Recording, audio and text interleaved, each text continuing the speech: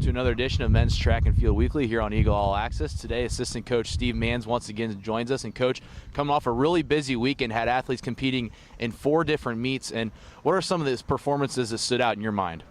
Well, Terefa Gigo went to the Penn Relays, got a qualifier in the 10,000 meters, which was nice and important.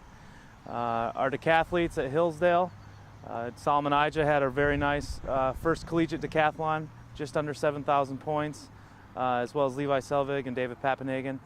Brian Brumfield put up a couple qualifiers in the long jump and high jump that'll help us out a lot this weekend and next weekend at Max. And then we took the majority of the athletes to Central Michigan. A really strong performance from the sprint group. Jay Saunders had PRs in the 100 and the 200. Nice performance in the throws. Travis Harris had 2 PRs in the shot put and the discus. So all around a really good weekend for us. And talk about the decathlon athletes. You mentioned him. Solomon Ija had the 4th highest in EMU history, and that was his first decathlon event. And just talk a little bit about the training of what it takes to compete in so many different events and going out there for different meets.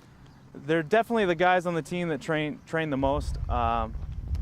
We are almost maxed out in hours every weekend with them, trying to get in all their events. They're doing 2 to 3 events per day, but they work really hard. And Solomon Ija is a good leader of that group, and it was good to get out there and get our first decathlon. And even though the weather was a little cold, still able to get 10 solid events under our belt. And today we're out at the throws field, and a group that's improved throughout the season. And including Travis Harris, you mentioned him earlier, led the team on Saturday in the the shot put and the discus as well. And so talk about him as a freshman and also your other throwers. Well, I mean, we've got a very talented group of young throwers. They are very young, and it's going to take time to develop all the throws. They really don't blow up until their junior or senior year. So I was really happy with Travis's performance. I'm still happy with Anthony Jones's continuing performance in the hammer and the discus. Good to see Ryan McNulty PR in the shot put this week and Julius Collier in the javelin.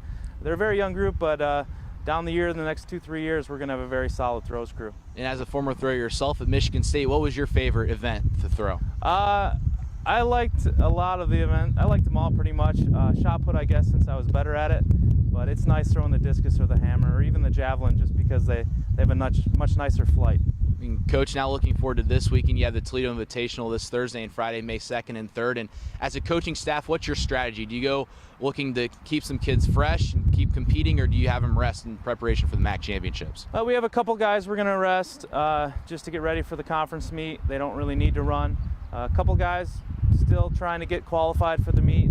And for my throwers, this is just a good chance in the year to keep hitting big marks as they're starting to get very fresh neurologically, and they're going to be ready to throw far. Okay, Coach Manz, thanks for joining us. Good luck this weekend. All right, thank you.